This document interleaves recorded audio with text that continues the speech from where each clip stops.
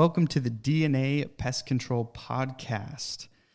So today we have an awesome guest. I am actually super excited to talk a little bit more about this. We got to talk a little bit beforehand, but I learned a ton about this product. And the reason why I'm bringing it up is because we in this industry, in the pest control industry, we've seen a huge increase in, actually, I shouldn't even say increase. We've seen a shift in our service. And our service is kind of turned into the pest control industry, but also a sanitation industry.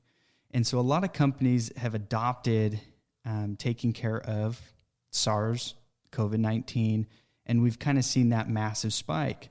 A lot of the products that we use in the industry today, unfortunately, have a pretty strong label that has pushed some of those companies to stop doing it and to kind of eliminate that service altogether. But today I have Bryan Parker with the Ernest F Mariani Company, and he's going to talk about a new product, and it's actually not new, but he's going to talk about this new product that will take care of that and could possibly bring back a lot of those companies who stopped sanitizing to bring it back into, their company and use it as a service. Bryan, are you there? I am. How's it going? Pretty good, sir. Good. So what is this, I want to say, almost magical product that we're talking about? I'm glad you actually used that word. It's hypochlorous acid. And in fact, in the earlier years, people actually called it miracle water, safe water, and they had all sorts of names for it. But what it was is it's basically a diluted form of hypochlorous acid.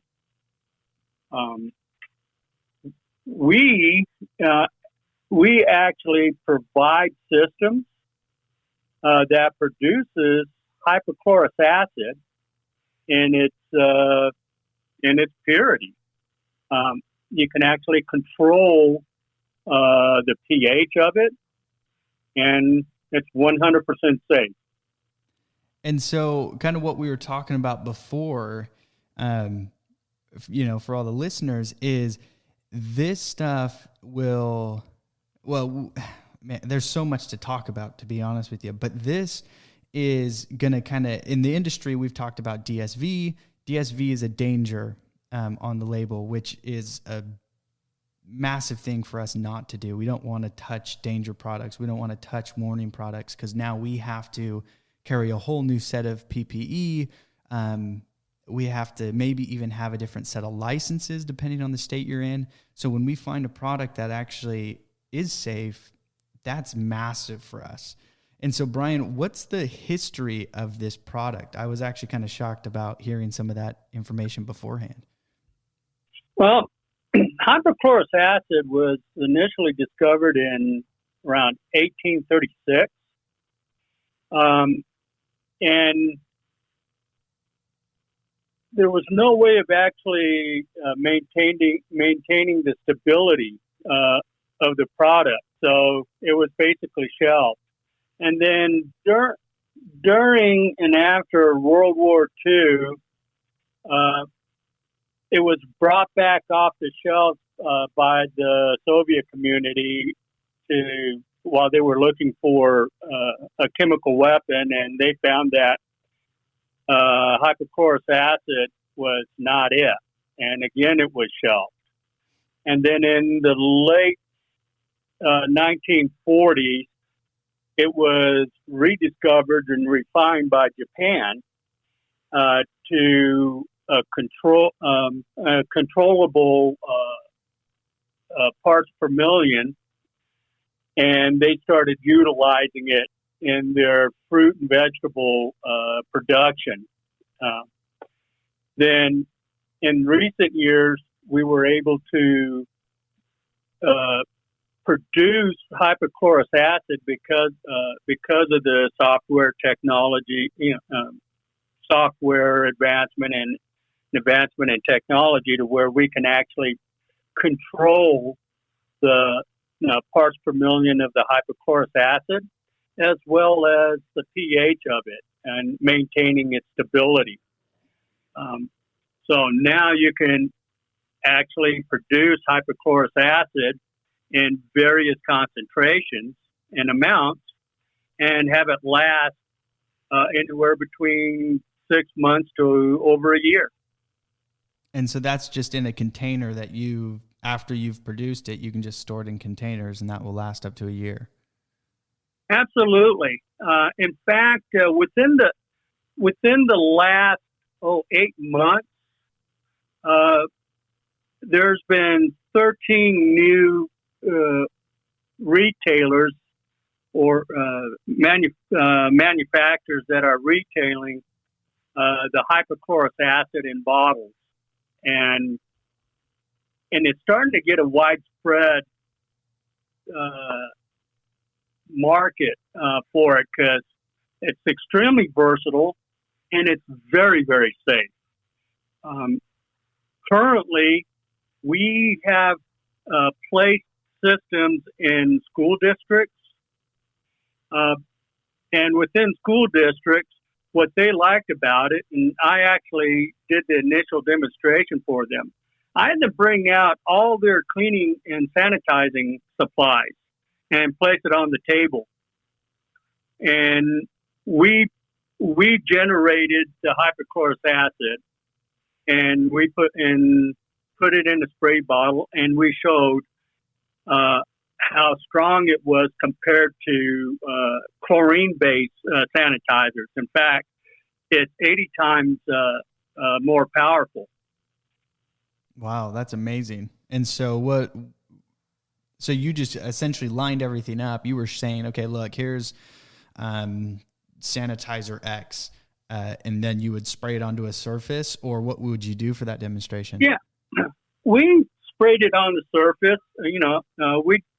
We did a test on the surface prior to spraying as well as after, and compared to the Clorox sanitizers that they were using, our initial count was around 43,000, and within less than 10 seconds, the count was around 8, where Clorox sanitizer was still in the upper 10,000s, and then within 30 seconds, our reading was 0. And so that reading is how much bacteria is still left behind on that surface, or viruses, or whatever. Yes, the organic. Okay. But that wasn't what sold them. Not only, I can tell the people how safe the product is, and people may take my word for it.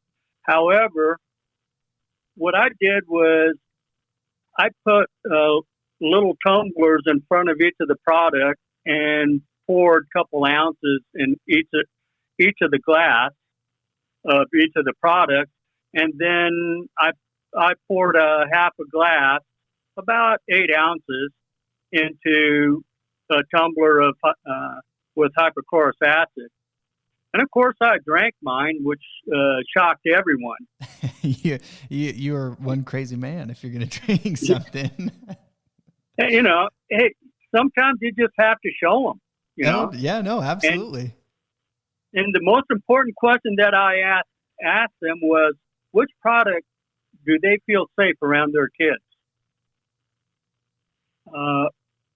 Currently, in the Tuala School District, once we put that system in there, in the first half of their school year, they saved over $120,000.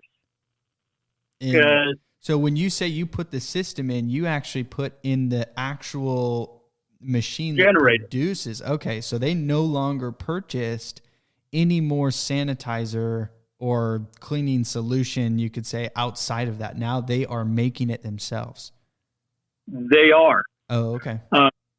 One of the byproducts of producing hypochlorous acid is sodium hydroxide, which is a high alkaline solution. The brand name is Catholite, and the carpet industry utilizes it to clean carpets because it doesn't leave any residue. And in fact, that's what they call themselves, is clean res or zero res. Oh, I've heard of them. Yeah. Oh, okay. So that's what they use. They use the byproduct because it cuts oil, dirt, and you don't have to rinse it. Oh, that's interesting.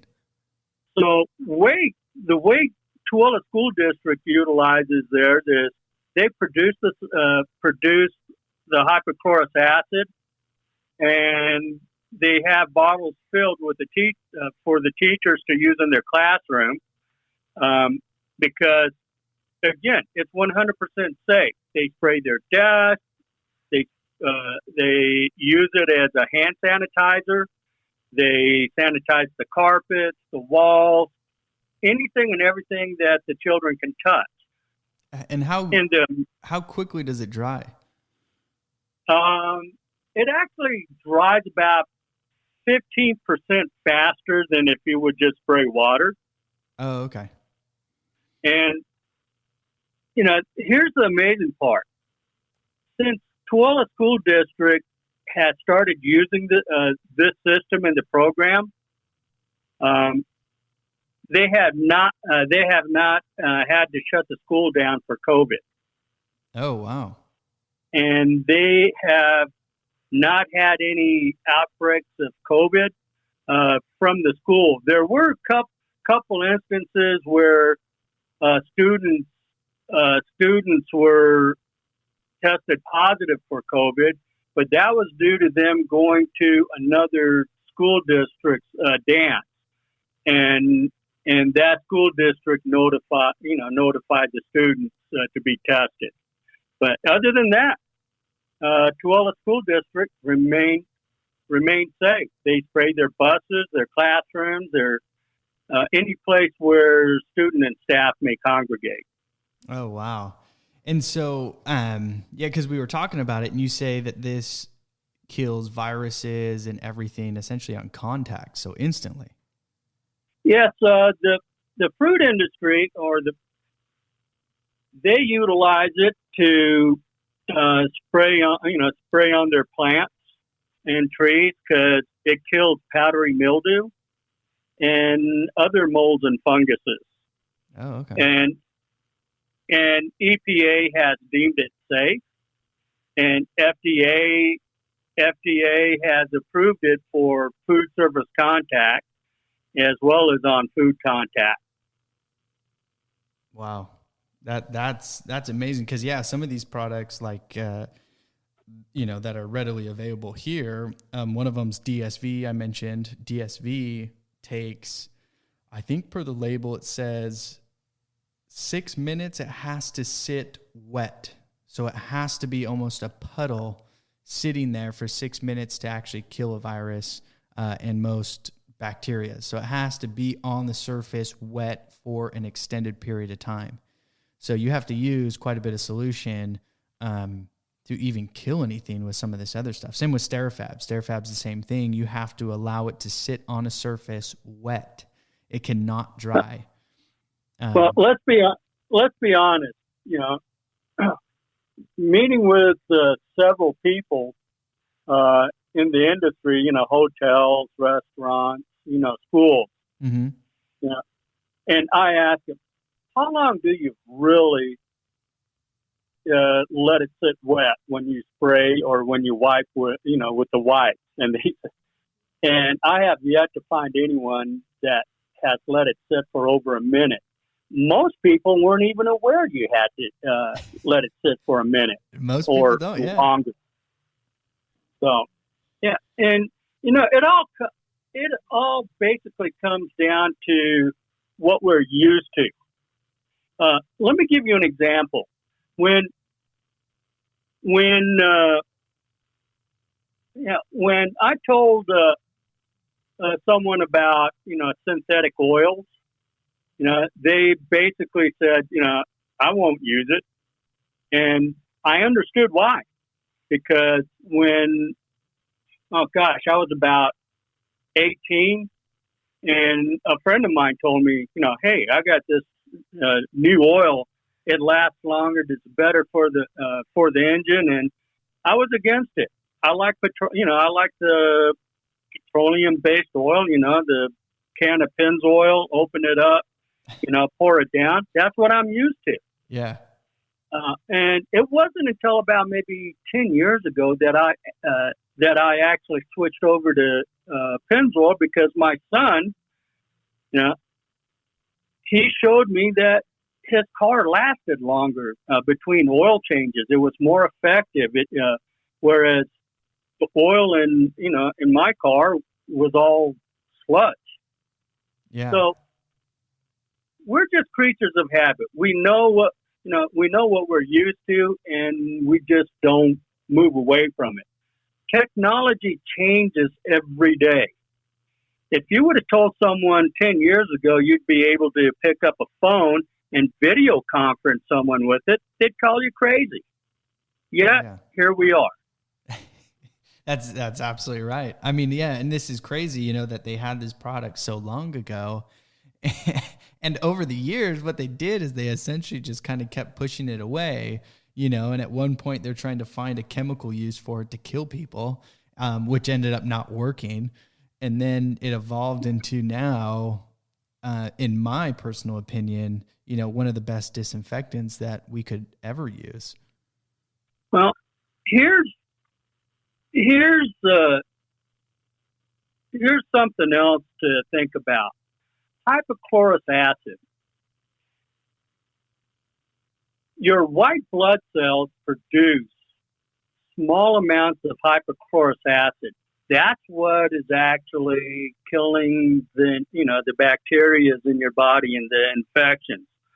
Unfortunately, sometimes then you have too much bacteria, or the infection is too far along, and it overwhelms your body. So you don't have enough hypochlorous acid being produced to fight that. Now, you have hospitals and specialists that actually utilize it as a wash. Your eye surgeons use it as an eye wash. Your dentists are starting to use it as a mouth flush. Diabetic centers where they have a hard to heal wound, they use it as a flush because unlike saline solutions, your body recognizes the hypochlorous and is friendly with it. And then, of course, our service members that are being treated at Walter Reed for battle wounds, their battle wounds are being flushed with hypochlorous acid because it does not damage the tissues in the body. Wow. Yeah, that is even a better reason why, someone should be using this. But now, are they doing a different dilution rate when we're talking, hospitals and wounds and things like that than what you're using it for? They do. So hypochlorous acid is diluted anywhere between 10 parts per million all the way up to 500 parts per million. But and it remains safe. However, in our industry, because we're cleaning sanitizing surfaces and open environments and stuff, we try to maintain it between 80 to 200 parts per million. Hospitals and medical community, they use it at a lower concentration. Oh, okay. And so now I guess the next big question that everybody would ask is, how long does it stay on the surface? Does it keep on killing after you've wiped it up or after it's evaporated and you can't see it on the surface anymore? because a lot of these products, once they dry, they are no longer effective. You may disinfect a square inch of a table, but the second that it dries, you could have bacteria and viruses right back on it. So is this product differ? No, it is not. And that's because once it dissipates, it's gone. But here's the major difference. At 80 parts per million, which we consider kind of weak, it will kill SARS and COVID on contact. So there will not be anything left to kill on there. So you can spray the surface, and you can wipe it up, and you're pretty much safe. But like anything else, if you spray it, go ahead and let it sit, because there's always a secondary chance. But most of your sprays right now, if you spray on a surface, will only last about maybe a minute or two before it dries up. It's just evaporation. So when you read on the bottle and it says surface must remain wet for 7 minutes in order for it to be effective, and then you have our product and it says will kill on contact, which one do you feel safe spraying on your surface?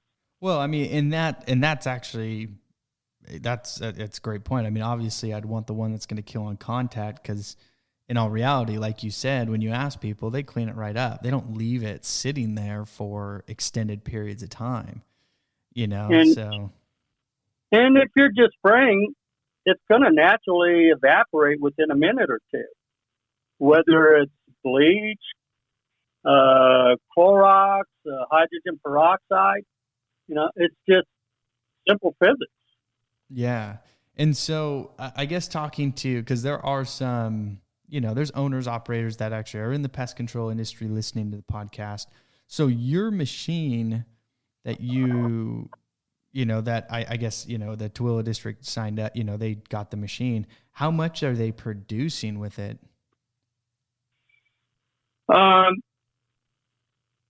The system that we provided them produces 246 gallons a day at 500 parts per million, which they can dilute. Oh, okay.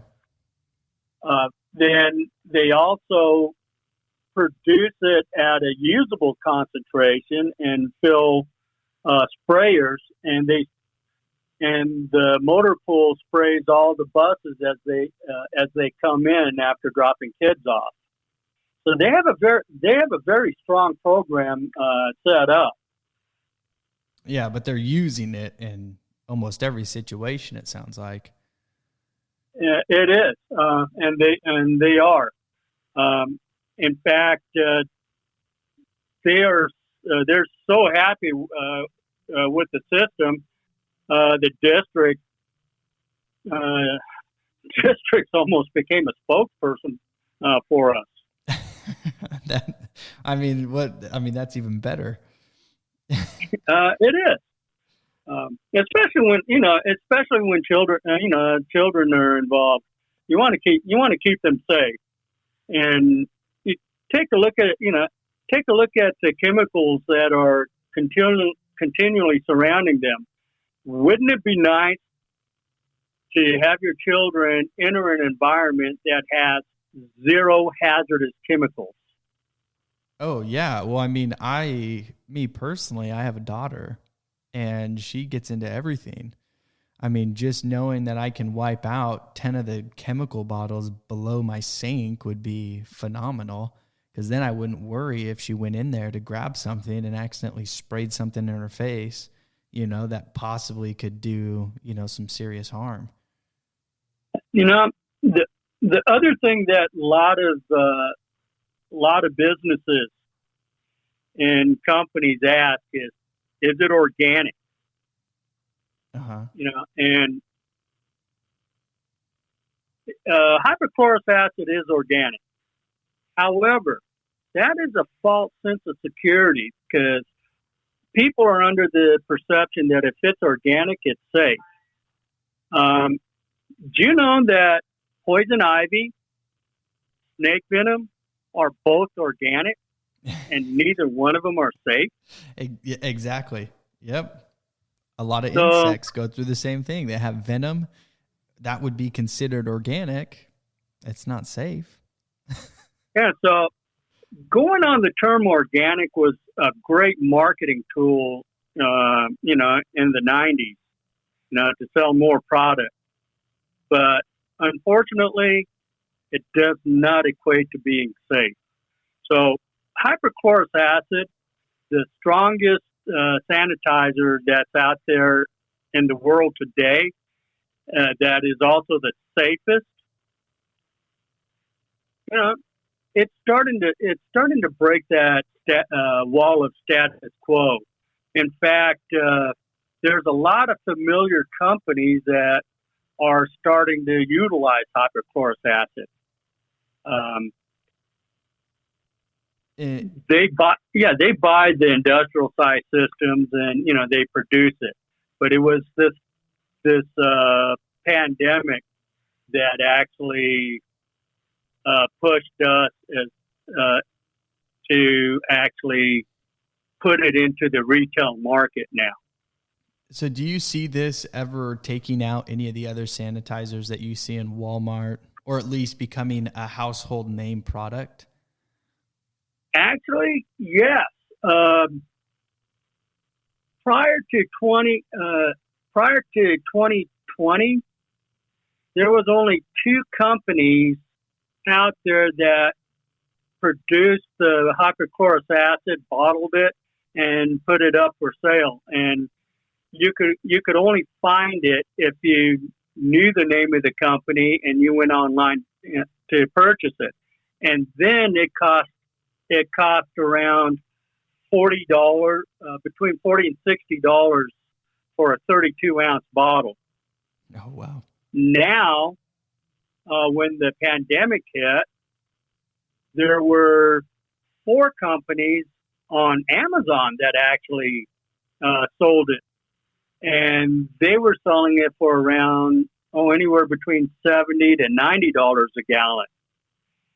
As of today, there are 13 companies that is selling it just on Amazon alone under various product names. EPA Endless, prior to 2019, there was only one product on the Endless with hypochlorous acid as the active ingredient. Now there's over 15. Oh man! So it's been a massive change. And prices are coming down now. Yeah. Because of the volume that's being produced and put out there, as well as the demand. Well, and because even when I originally was looking into it, I mean, it was considered pricey compared to these other products. But the main thing that would kind of wipe that away is I don't have to worry about a danger sign on my label. I don't have to worry about a warning sign on my label. It's safe. And that is what, when I looked at it, was a huge eye opener. And even when I talked to guys in the industry, the pest control industry, that was another thing that they actually didn't believe me. They didn't even know it existed. And so I actually had to send them information on this saying, no, look it up. This stuff is real. Yeah. And for businesses that's in cleaning, sanitizing, or fruit and vegetable production, if you put one of the generators in, the average cost of producing 1 gallon is less than 3 cents. Oh my gosh. I remember when I had issue with powdery mildew. I grow roses, and I also have aspen on the property. And when powdery mildew hit, it eats up the leaves of the aspen and destroys the rose plants. And and fungicide, I mean, it's expensive. It's about $35 for a small bottle. Oh yeah. And then you have to use all sorts of protective equipment. You have to use a glove, a mask, and a face shield because you don't want to breathe it or inhale it. Mm-hmm. And then you have to also take care of the wind and everything else. Now, what I do is I just fill a sprayer and I spray direct. No questions asked. Just soak them. There's fruit growers that actually utilize it in Washington State, that they actually just go out and they fill up a 300-gallon tote. They pull the tractor through the trees and they spray everything. Japan, they actually spray before they pick, because then it's sanitized. In the old days, you'd have to, if you're going to spray for pests or for mildew or fungus, you couldn't pick the fruits or vegetables for at least 7 days after spraying. Now you can do it immediately. Oh, that's a game changer, because that ups production and everything.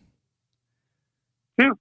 Oh wow. So before we end, what are some of the common questions you get from anybody who's actually looking into this? One is, does it smell? Oh. In weak concentration, no, it smells like water. In real strong concentrations, it may have a slight bleach smell to it. The other is, how does it have any negative effects on clothing or fabrics and stuff? Since you're sanitizing rooms, and no, it does. It does not have a bleaching effect. So if you spray it at say 200 parts per million, which is really more than what you really need on curtains and stuff, it will not bleach. And then the other questions is, how safe is it?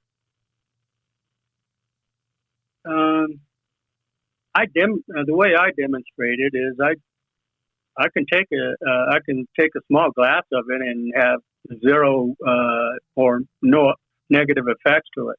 It's extremely safe.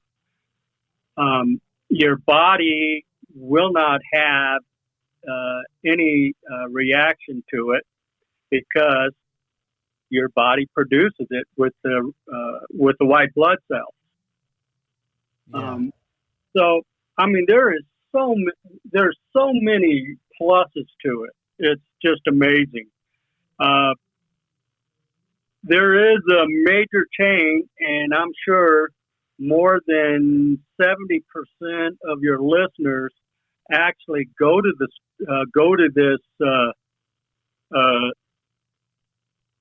supermarket or store for produce, and they actually spray their produce with it. Oh wow! And that's in store. They're spraying their produce. Yes, because FDA, both FDA and EPA said it's approved. FDA says it's safe. It's safe to put on the food directly. But this, these super centers been doing it for a while, and you can tell because when you go into their stores, their produce looks really fresh because there's no bacteria promoting decay. So, yeah. That's amazing. Well, Bryan, thank you so much for coming on. Thanks for letting us know a lot more about this new / old product, especially for this industry, which is so, I mean, for what we're doing and what we have been doing since 2020, March of 2020. This is a massive game changer for a lot of them. So thank you so much for being on, and I'm sure we'll have to do a follow-up episode once we start having more questions from these guys, because I'm sure they're going to have a lot. Well, absolutely. Feel free to reach out with any questions, and I'd be more than happy to, supply the answers and documentations as requested. Okay. And is there a way that they could reach out to you directly if they're interested in this product or even just asking you any questions? Yes, there is. They can send me an email at Bryan, that's Bryan. I don't know who this other guy that spells his name with an I, just baffles my mind. But it's Bryan, Bryan, at efmco.com. That's short for Ernest F. Mariani Company. Okay. And can they also go to the website and send in questions through there, or just better emailing you? It's better to email me. We are currently updating our website, because we were originally into the food service industry, so we're expanding upon it. So okay, just perfect. reach out to me, or they can call me at 801-834-2655, and I would be more than happy to provide them with any and all literatures, documentations, and research status. Okay, awesome. Thank you so much, Bryan. Thank you, Daniel. All right, thank you. All right, so there you have it. Hypochlorous acid, and what it can do. I mean, this sanitizer, it's quite amazing. You may already have products in your state registered, or if you're looking into producing it, Bryan, they take care of the actual machine itself, where you can produce it, like he was telling, about Tooele County and what they're doing out there in that school district. But absolutely amazing product, what it can do. But thanks for listening, everybody. And I hope if you do have any questions, reach out to him or even reach out to me directly on the DNA Pest Podcast at gmail.com or on Instagram at DNA Pest Podcast. Thanks, guys.